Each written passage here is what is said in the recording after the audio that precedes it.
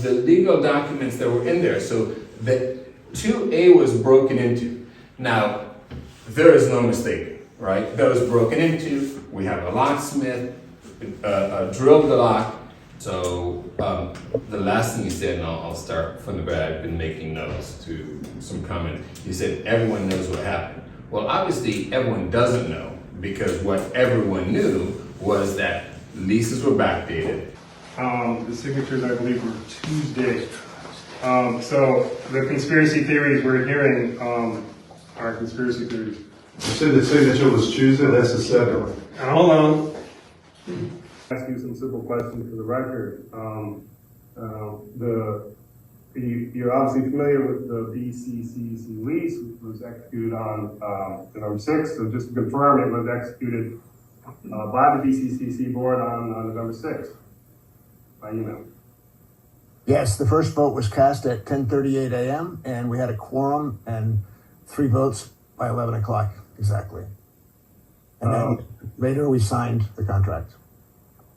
Okay, at any point on November 6th, 7th, or 8th, were you contacted by the HOA attorney, Michael Rapkin?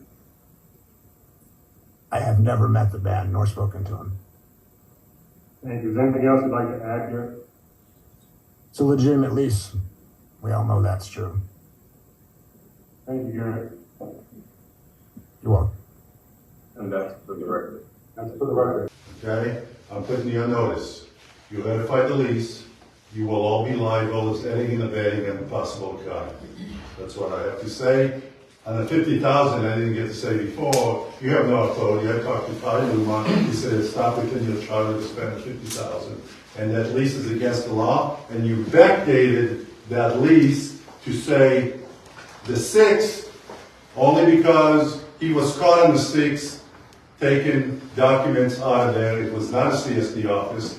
I have pictures of what was in, there's no sign of CSD, it's an HOA office, and this is a way for Eric to justify his complaint that somebody broke to the CSD office, and he knows it wasn't, and therefore it's a fake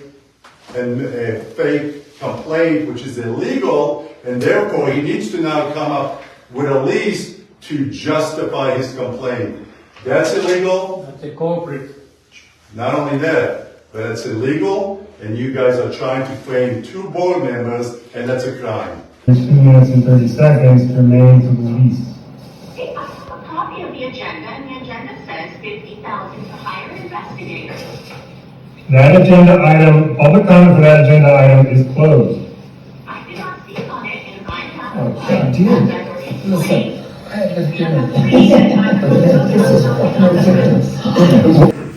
Attorney Michael Rapkin is saying that the lease is a forgery and it was never approved or accepted or ratified. Quorum approved it by 10:58 a.m. Thank you. A quorum of the BC. On what date? November 6th. It will be entered in the minutes. Saying that there's backdated leaks. We have a letter from the HOA attorney accusing us of fraud. So I guess someone forged it, right? So, I mean, someone allegedly forged it. If it wasn't Greg, then who was it? I mean, I had nothing to do with it. You had nothing to do with it. Richard, Judy, did you have anything to do with the lease? No. I suspect you would, so anybody else. Only left Greg and I'm assuming the president, so. And the BCCC. And the BCCC members. So- Okay, so how do we go about this? You would write a letter saying, please retract this? Yeah, hold on. Greg has a comment. Oh, excuse me. I was going to say that when they make those statements, they're making it about the people that signed it.